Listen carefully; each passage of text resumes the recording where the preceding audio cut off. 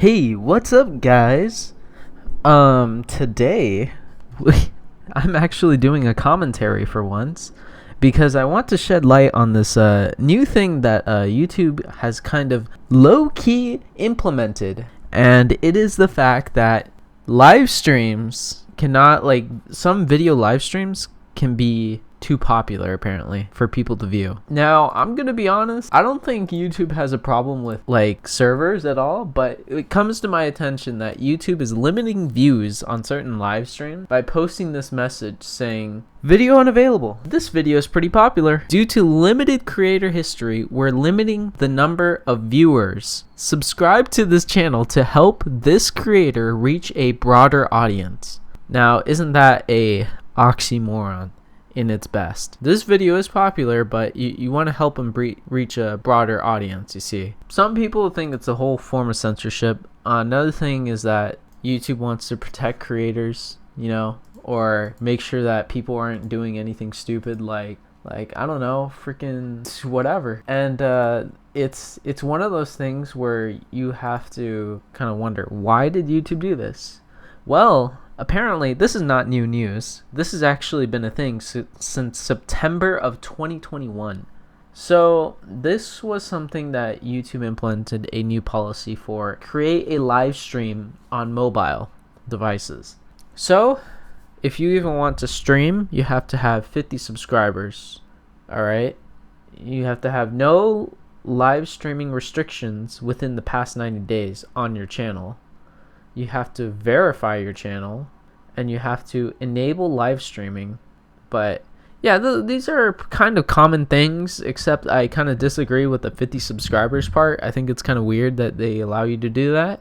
But anyways, back to this whole thing. If you have under 1,000 subscribers, to help YouTube to help make YouTube a safe community for everyone, we may limit the number of viewers on your mobile live stream, and your archive live stream will be set to private by default. Now, obviously, they give themselves a rebuttal by saying, why is my mobile live streams audience limited? To help aspiring creators while protecting the community, we've created safeguards to limit the spread of potentially harmful content.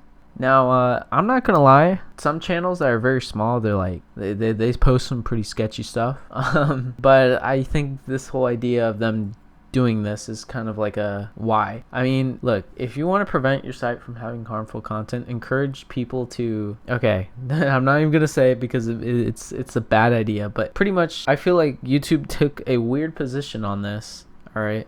And I think the biggest problem about this is that YouTube is too censorship oriented, because it is literally one of the weirdest things I've ever seen.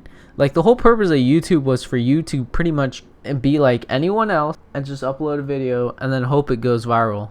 Now that is not impossible, but here's the thing, is that during the time that they created this new policy, there's a lot of ramifications that can go on here. All right, first off, YouTube could do this with regular videos. All right, you know, if they can do live streams, mobile live streams, then what's stopping them from doing that to actual videos? That is going to be kind of a sketchy thing to see. Now, to be honest, there was a thing that I heard back in 2013, and this YouTuber was talking about YouTube again.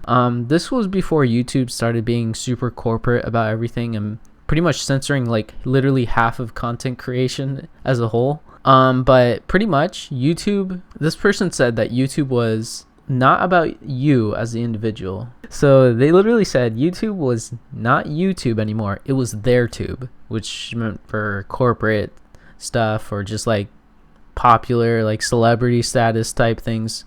And the reason why it stuck really close with me in the first place was the fact that literally I've seen this website go from like this you know, this humble beginnings to like this shell of its former self. Now, I'm not going to diss the website. I mean, it's brought a lot of good things, all right? Not even being sarcastic. Like, you know, you can watch tutorials and things like that. I learned a lot. I literally learned all of After Effects on YouTube. And yeah, I have something to thank for that, you know? I would have never been as interested in graphic design without YouTube as I am now. So yeah, there are perks. But I think the way they're going about this is just kind of like a weird, it's just not even a weird, it's just kind of like a shooting yourself in the foot, pretty much. Now, there's people that say, oh, why don't you use other video sharing sites like Dailymotion, Vimeo, and of course, who can forget Meta Cafe, like those old internet OGs. But the reason why people don't switch to those is because there will never be,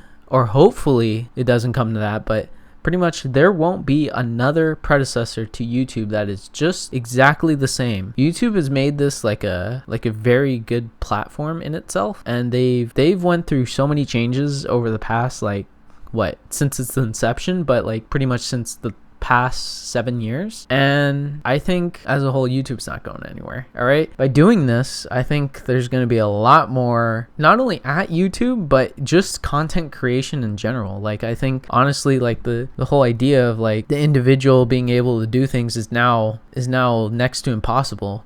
Like, put example, for it doesn't matter like if you're an individual or not, as long as if you don't have like any sort of leisure, what the fuck am I saying?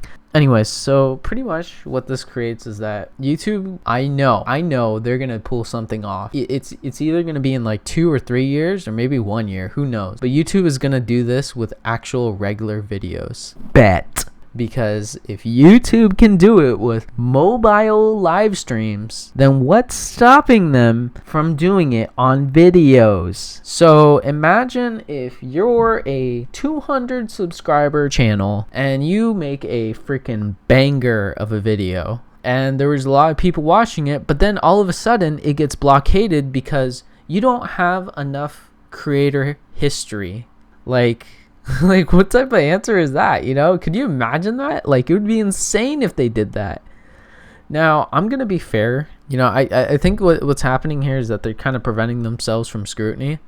They're obviously trying to prevent themselves from having another like situation with an adpocalypse. But I'm gonna be fair, dude. The way they're going about it is not a good way at all. I think the idea of limiting viewership on live streams is one of the most dumbest approaches to an actual problem that they created. I mean, because at the end of the day, yeah, there's some sketchy stuff that go on, but at the end of the day, it's always gonna be there no matter what.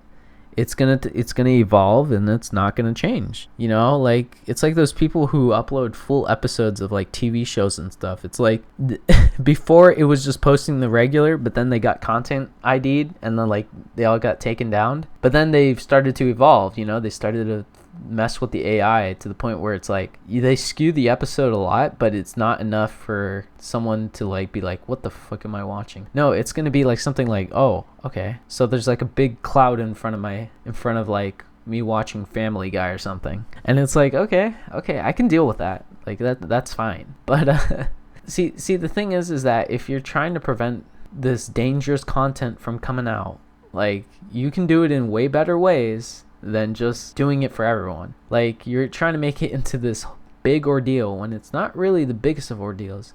There are some channels out there, don't get me wrong, but people usually find them, they get exposed, and then they do all this sort of stuff, and then their channel gets deleted. That's usually how it works. I mean with the whole like freaking Elsa Gate thing that was going on back in like 2017, 2016, like the whole thing was like YouTube found out about it, and then YouTube like got rid of it. But see, the thing is, it evolved from Elsa Gate to these weird family channel styled videos, where they teach, they don't teach kids, but they present kids with situations that are more mature than a kid should be watching, but it's still on the kid side of YouTube. So at the end of the day, Elsa Gate is still here, but it's in a different form. See, the problem with censorship is that you don't have any boundaries with censorship. So when YouTube implements these like very vague things, and then implements like very vague policies stating that, oh, this is like the best thing ever, like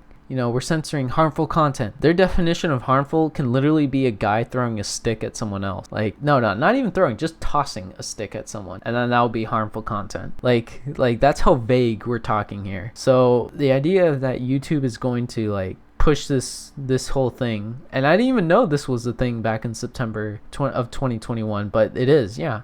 So pretty much what happens is that when you're doing this sort of thing to combat violence or whatever, like, it usually does not work. It's only a temporary solution for a problem that is permanent.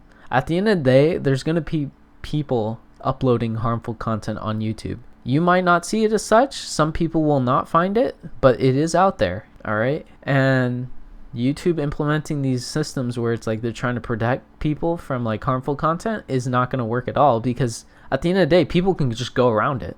And yeah, they put a temporary solution while scrutinizing other people that are pretty much innocent at this point from harmful content. But, they're doing it as a precaution, I guess. You know what matters even more than that, though, is when YouTube implements a new system where dislikes are disabled to protect small creators. You know what's funny? This like reminds me of this meme video I saw on Discord like a while back, where it's like Susan was looking at the freaking YouTube rewind of 2018, and she saw how many dislikes it got, so she got so mad that she disabled dislikes. It's rewind time. Yeah. Hi YouTubers, we removed the dislike count because a study showed that without it, people use the button less. And I mean, don't get me wrong, that's definitely part of their whole spew here. Like that's but I mean, that's in a whole video in itself. If you guys want to hear it, just leave it in the comments. I could tell you all about it, being my 2013 rambly self. I never thought in the whole like grand scheme of things that like I would be making a commentary like this, because this is not something I do often, and I just feel like the whole rant thing that I used to do back in 2014 is just kind of like outdated. So thinking about everything like this is like, damn. But when YouTube implements such a stupid policy, I'm sorry, gotta be family friendly.